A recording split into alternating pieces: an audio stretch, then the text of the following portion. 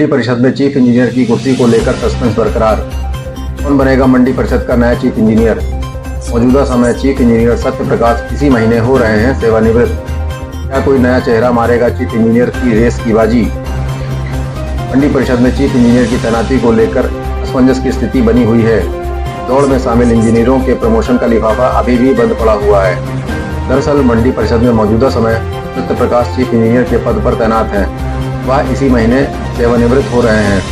मंडी परिषद में बीते कुछ सालों का इतिहास अगर देखा जाए तो इससे पूर्व में जब भी चीफ इंजीनियर के रिटायरमेंट का समय नजदीक आता है तो उससे कुछ माह पूर्व चीफ इंजीनियर की लाइन में लगे अधिकारियों का प्रमोशन करके उनकी वरिष्ठता के आधार पर उनको मुख्यालय में तैनाती दे दी जाती है और फिर पुराने चीफ के सेवानिवृत्त हो जाने के बाद इसी पद पर नए चीफ को तैनाती दे दी जाती है।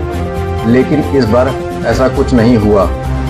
चीफ इंजीनियर की दौड़ में लगे इंजीनियरों के प्रमोशन की फाइल पर अभी तक कोई निर्णय न होने से अगले चीफ इंजीनियर की कुर्सी को लेकर सस्पेंस बरकरार है। विभागीय लोगों की माने तो चीफ इंजीनियर की दौड़ में इन इंजीनियरों का नाम सबसे आगे चल रहा है।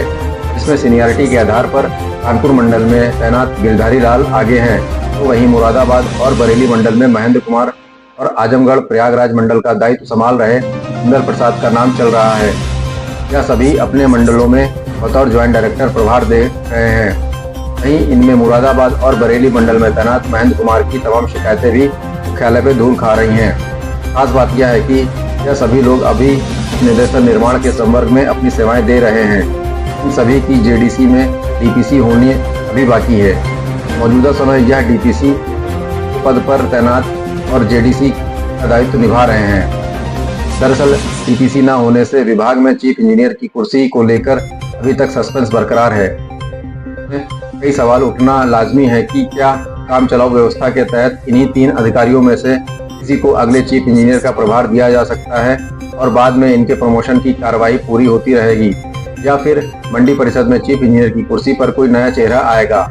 सूत्रों की बात पर यकीन करें तो अगर इन्हीं 3 इंजीनियरों में से किसी को चीफ इंजीनियर के पद का दायित्व सौंपा गया तो विभाग में एक दूसरे के खिलाफ शिकायतों का दौर भी तेजी से चल पड़ेगा, जो आगे चलकर निदेशक और शासन के बड़े अधिकारियों के लिए सरदर्द बन सकता है।